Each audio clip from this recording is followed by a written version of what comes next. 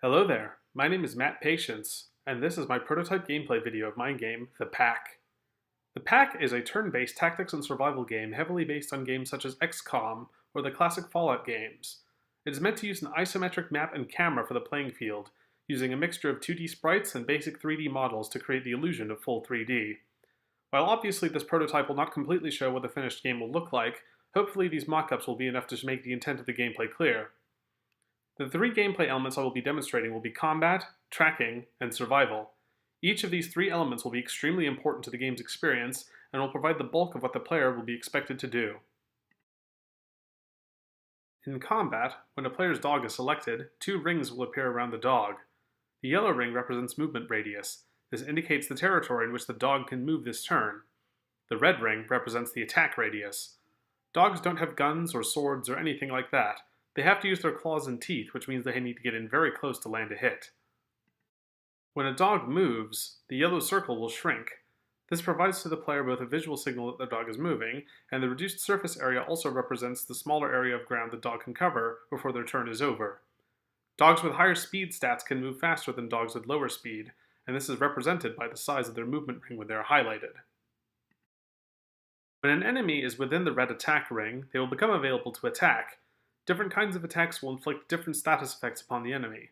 Some will just do straight damage, representing a straightforward bite to the neck or other vitals, while others will instead try to cripple the enemy for more long-term status effects, such as attacking the legs or using a sharp claw to cause bleeding.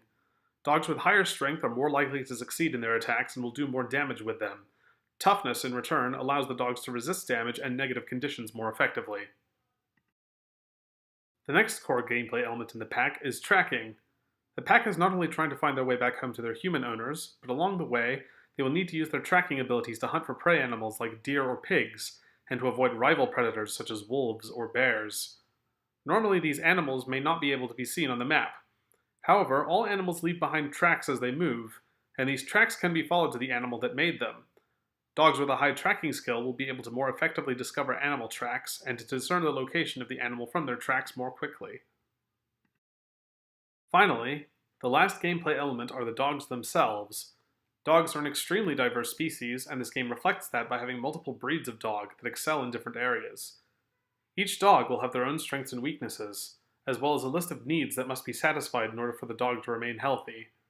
A dog that gets too cold, sleepy, hungry, or thirsty will be weaker, more sluggish, and more likely to suffer negative conditions than a dog that is kept warm, well-rested, fed, and hydrated. In addition, the feral stat of the dog represents their mental health and well-being.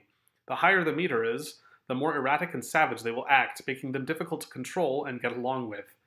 Keeping a dog satisfied and healthy will reduce their feral meter, while a dog that is suffering a great deal of hardship will lash out against its surroundings out of anger and desperation.